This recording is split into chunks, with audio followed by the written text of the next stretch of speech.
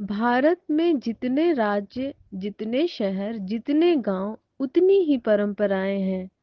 ऐसी परंपराएं जिन्हें देख तमाम लोग ताज्जुब करते हैं। कई लोग हंसते हैं तो कुछ लोग कहते हैं कि ये क्या ढकोसला है, कैसा अंधविश्वास है।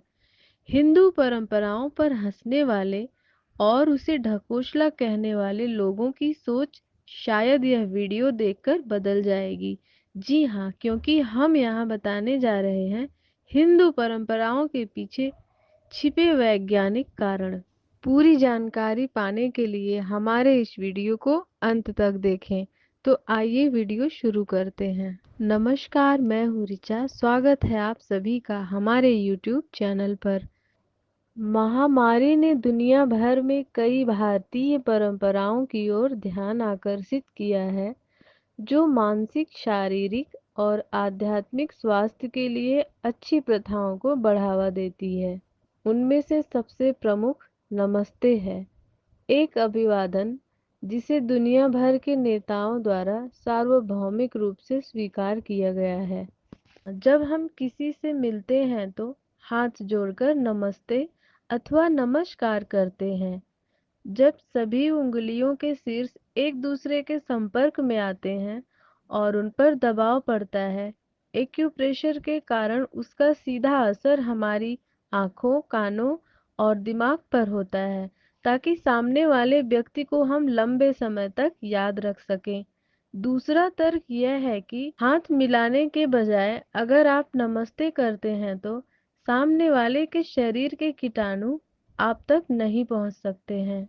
पीपल की पूजा करना।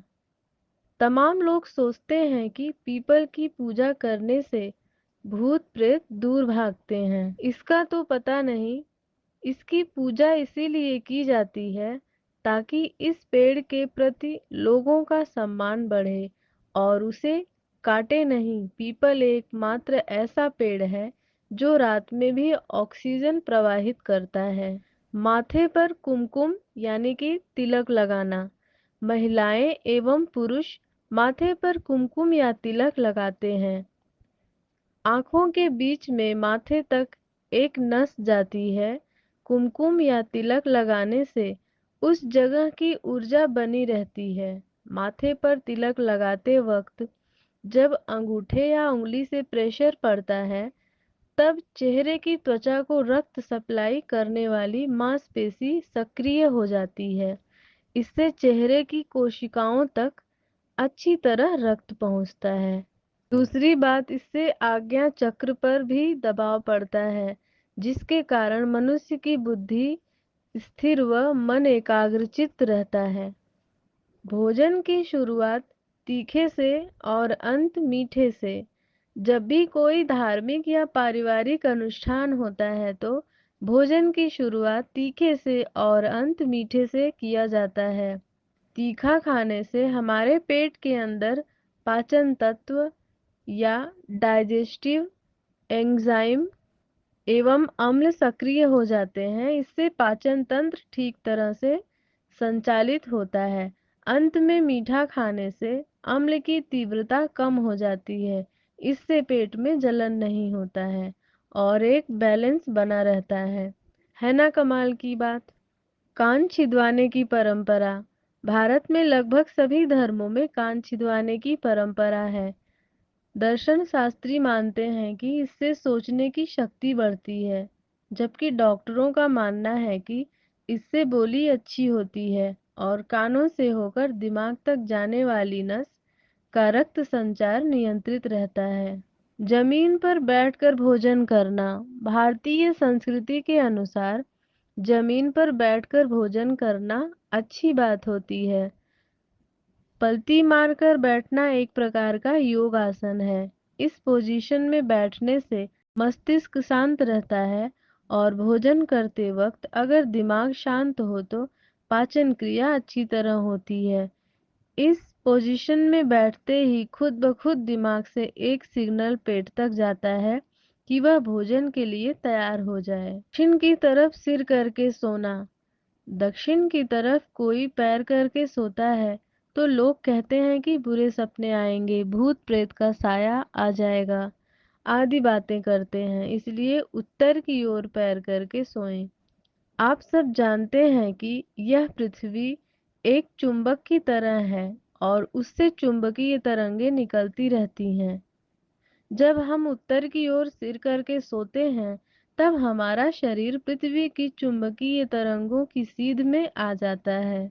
शरीर में मौजूद आयरन यानी लोहा दिमाग की ओर संचारित होने लगता है। इससे अल्जाइमर, पार्किंसन या दिमाग संबंधी बीमारी होने का खतरा बढ़ जाता है। यही नहीं, रक्तचाप भी बढ़ जाता है। व्रत रखना। कोई भी पूजा पाठ या त्योहार होता है तो लोग व्रत रखते हैं। आयुर्वेद के अनुसार व्रत करने से पाचन क्रिया अच्छी होती है और फलाहार लेने से शरीर का डिटॉक्सिफिकेशन होता है, यानी उसमें से खराब तत्व बाहर निकलते हैं।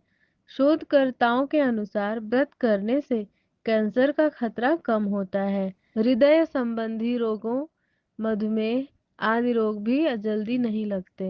आज मॉडर्न साइंस भी इसका समर्थन करता है। चूड़ी पहनना। भारतीय महिलाएं हाथों में चूड़ियां पहनती हैं।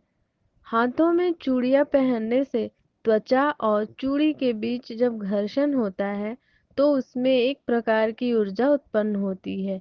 यह ऊर्जा शरीर के रक्त संचार को नियंत्रित करती है। साथ ही ढेर सारी चूड़ियां होने की वजह से वो ऊर्जा बाहर निकलने के बजाय शरीर के अंदर चली जाती हैं। हवन या यज्ञ करना। किसी भी अनुष्ठान के दौरान यज्ञ अथवा हवन किया जाता है।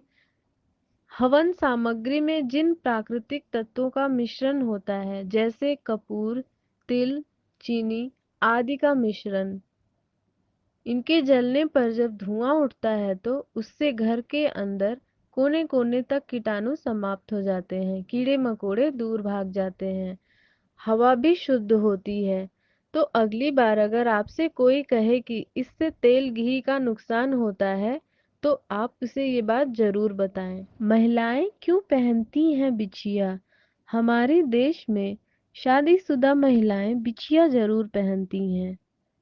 पैर की दूसरी उंगली में चांदी का बिछिया पहना जाता है और उसकी नस का कनेक्शन बच्चेदानी से होता है। बिछिया पहनने से बच्चेदानी तक पहुंचने वाला रक्त का प्रवाह सही तरह से बना रहता है। इससे बच्चेदानी स्वस्थ बनी रहती है और मासिक धर्म नियमित रहता है। चांदी पृथ्वी से ऊर्जा को ग्रहण करती है और उसका संचार महिला के शरीर में करती है। हिंदू परंपराओं से जुड़ा यह वीडियो आपको वाकई में पसंद आए तो इस वीडियो को शेयर कीजिए ताकि आगे से हमारी इस परंपराओं को कोई ढकोसला ना कहे। जय श्री कृष्णा।